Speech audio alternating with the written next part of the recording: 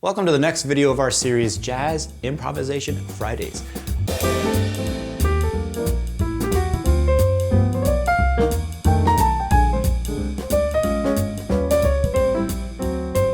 I'll go ahead and assume that you've already watched the two previous videos, or you can just click on that iCard right there if you want a refresher of the concepts.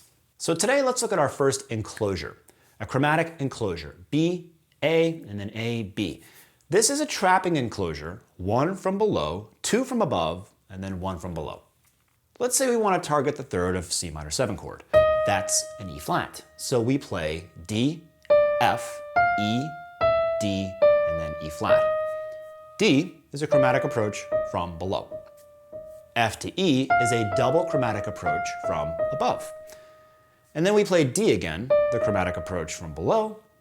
And finally, we resolve to our target, E flat. That's why we're calling it B-A, A-B. We're trapping our target with one note from below, two from above, and then one again from below. This is a 4-note enclosure. If we want to trap a G, we would play F sharp, A flat, and then F sharp again, finally targeting our G. Of course, a great exercise is to practice trapping all the notes using this B-A-A-B approach like this.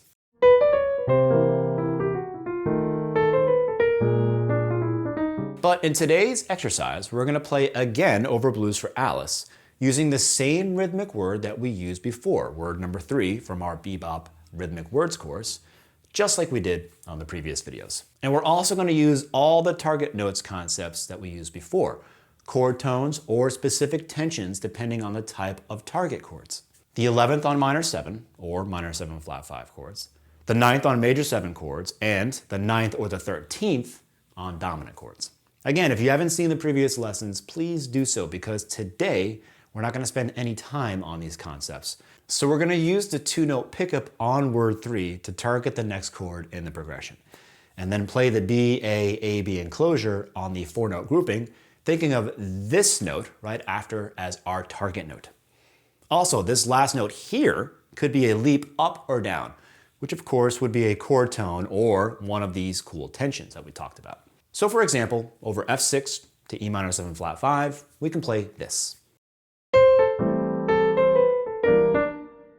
A is the third of F6, a chord tone, and B flat is the flat 5 of our E minor 7 flat 5, another chord tone. And then we leap to the 7th.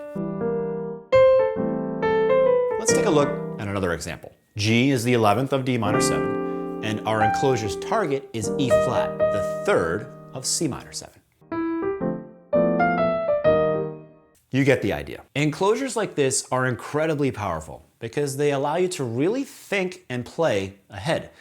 In order to play an enclosure, you must decide on the target note way before you've even arrived at it. Also, when playing chromatic enclosures, like the one we're studying today, you don't need to consider the current harmonic context because these enclosures are always made out of the same notes. They're chromatic. You're completely ignoring the current chord when you play them. You only care about the target chord. The benefit of this is that you don't have to think if the notes in the enclosure work against the current chord. Whatever tension that you're creating while playing the enclosure is guaranteed to be resolved when you hit your target. For melodic instruments, this is sort of a blessing, but for piano players, it could be a bit confusing since we're so used to comping on our left hand using voicings for the current chord. You're playing two things that don't necessarily work together at the same time. In the PDF, we provide you with 2 versions of the solo. One with all the notes written down, and another one that shows no notes for the enclosures. You don't need them. You just need to know the target note to play the enclosure. We've also labeled all of the important notes for you so that you can see what we're thinking of. So here's the call and response backing track. You can play with the piano player or just listen to the call and then respond. We have a slow version followed by a fast version for you to practice at different tempos. And don't forget to join if you haven't done so already to download the PDF. Also remember that you can skip directly to the backing tracks and then loop it with the chapters feature right here on YouTube.